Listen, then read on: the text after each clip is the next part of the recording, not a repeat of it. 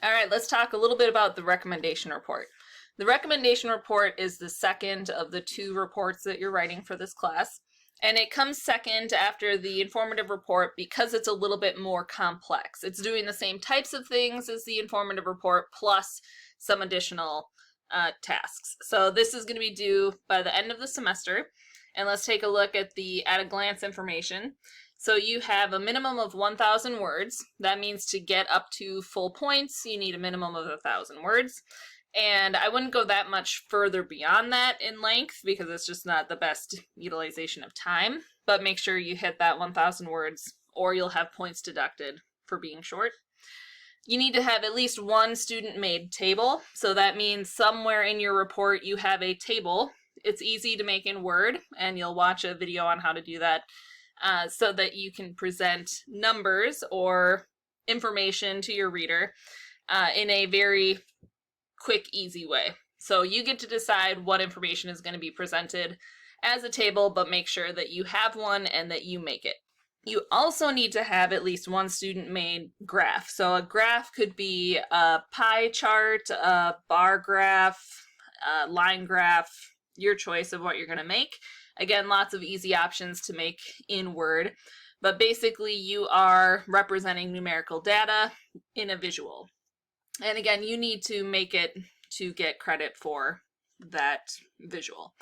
And in addition to that, you need two other graphics somewhere in your report that you either make or borrow. And that could be a picture, illustration, a screenshot, whatever you want to include.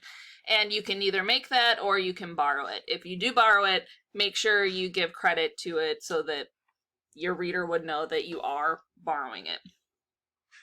As far as the topic choice, the recommendation report is going to be having you look at 3 options for something and recommending one of them. So you could, for example, look at 3 products and say, here are 3 roughly equivalent models of a product, a type of product, and I recommend this one, and the criteria will indicate why. Or you could look at service. So there are 3 ways to provide this service. Here's the option we're going to go with. Or method. There are 3 ways that this can be done. Here's the best way. And ideally, you can write this for a company that you know about or work for, or if you want to, you can make up the company, but you do need to gear this toward a workplace audience, not a personal audience. Or, for example, writing a generic article that you could post online. So make sure you're writing to a specific company, a specific group to receive this information.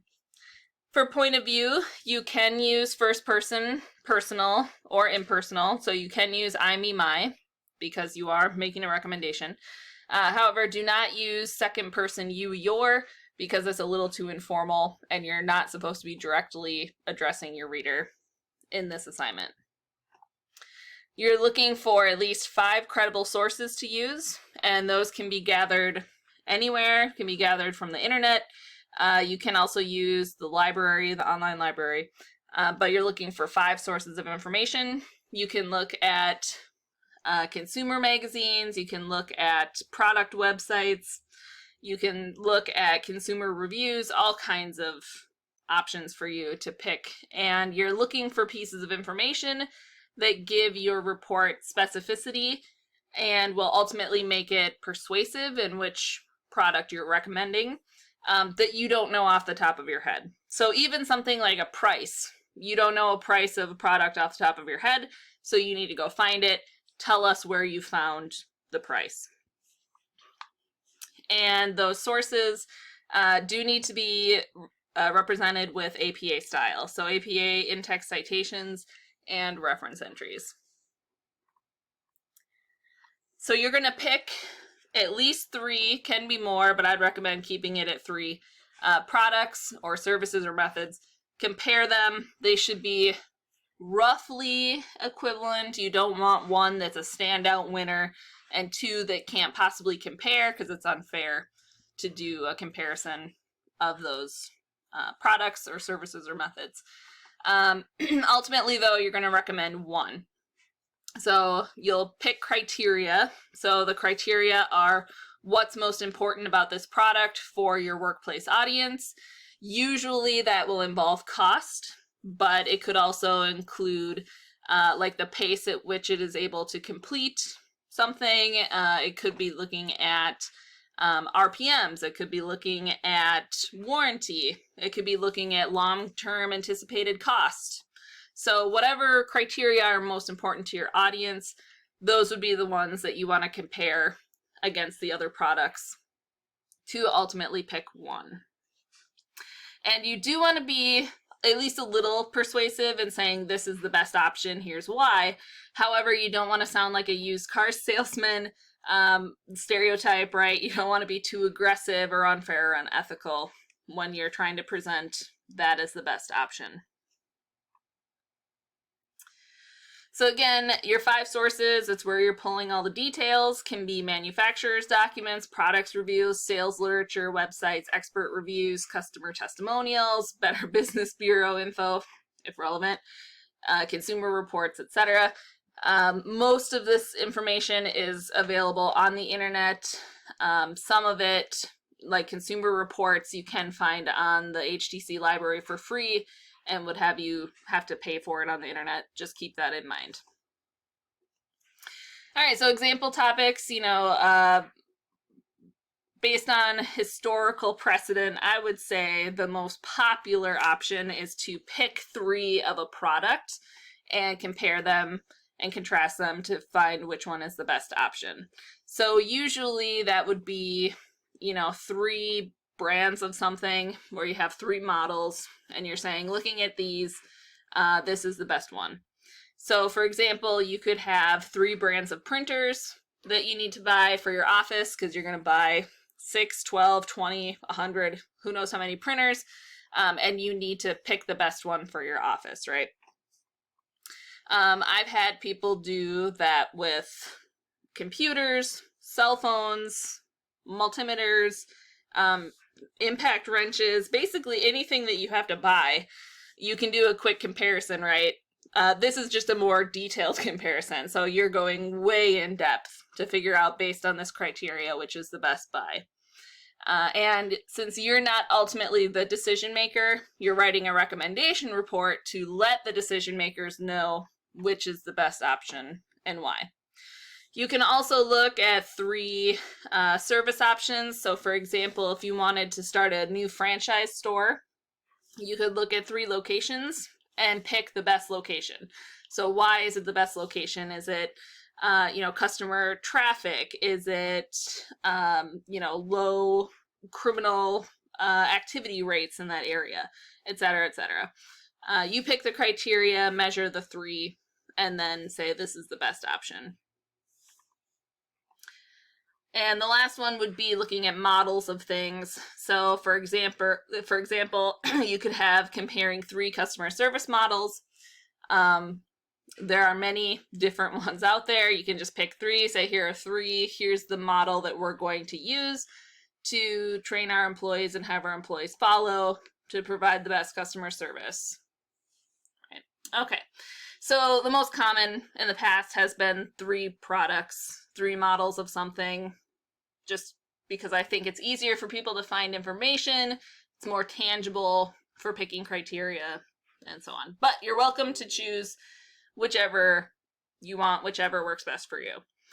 The format of this, it will need to be a report. So that means you will have report style, very flexible. You should have single spacing. You can have very short paragraphs, right? You can have a 1-sentence paragraph, does not have to be 5-paragraph essay, right?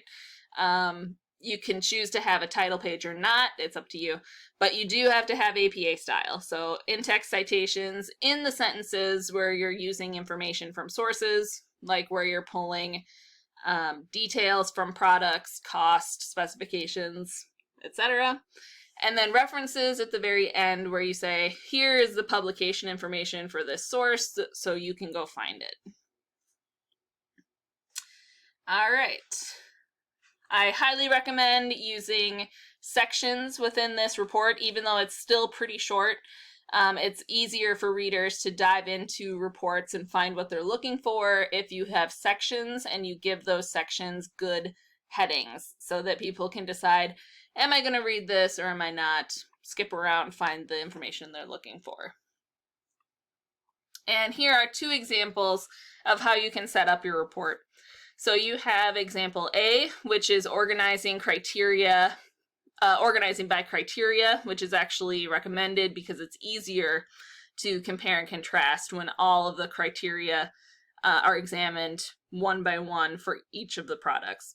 So you would need your first paragraph to be an introduction of some sort, definitely have a statement of purpose. Your ultimate indication is your recommendation here. So you do let the cat out of the bag in the first paragraph saying what you recommend for your workplace, your audience to purchase. So don't keep it a secret because, again, technical writing is all about getting the information people want out there as quickly as possible. Paragraph 2, generally you need to identify the need or the problem. So why are you examining 3 different models of printers? Is it because your old printers are no longer functioning and you need to buy new ones to replace them? Something along those lines. Paragraph 3, you can identify the criteria that you will be using to evaluate the products and why you chose that criteria. So cost is usually pretty straightforward, that you might have a budget, you might only be able to spend so much money, or you need to keep an eye on cost savings. But what else matters?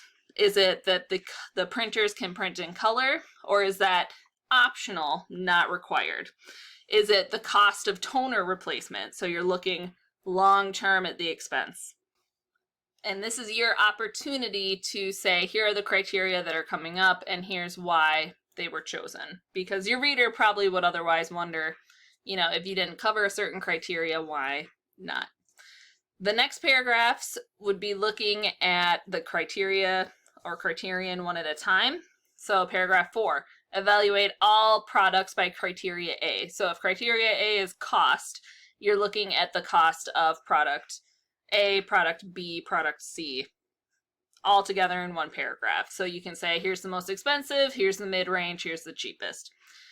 Moving on to the next paragraph, looking at criteria of pages per minute. How many pages can the printers print per minute? And you can look at the quickest, mid-range, and the slowest. And then you would continue with your paragraphs until you have gone over all of the criteria that you want to cover and that you feel would make a persuasive recommendation for your ultimate conclusion, which would be the last paragraph where you reiterate this is your recommendation and briefly why.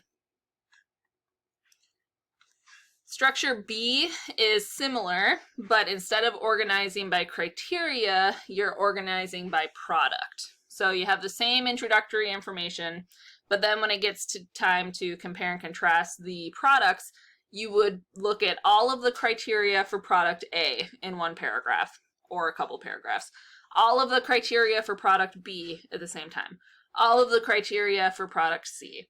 So the tricky part about this is, how do you look at cost and then transition to pages per minute and then to transition to whether or not it prints in color and so on and so forth, all in the same paragraph? It's a little trickier, requires more transition. And what ends up happening is people usually don't actually compare and contrast. So what ends up happening instead is you say, you're just listing information. Here's all the information about product A, all the information about product B, all the information about product C. And so when you get to the end, you then need to have a separate paragraph or multiple paragraphs where you then pull that information together and compare it. So which one is cheaper? Which one prints more pages per minute? And then finally you can get to the conclusion where you make your recommendation. So either one is fine. I will have to say more people use example structure A and organize by criteria because it's typically a little bit easier to stay focused, stay on track. It's easier to transition because you don't have to do as much transitioning within paragraphs. And it tends to be a little bit shorter ultimately than structure B. But either one is up to you. Those are both valid ways to compare and contrast information.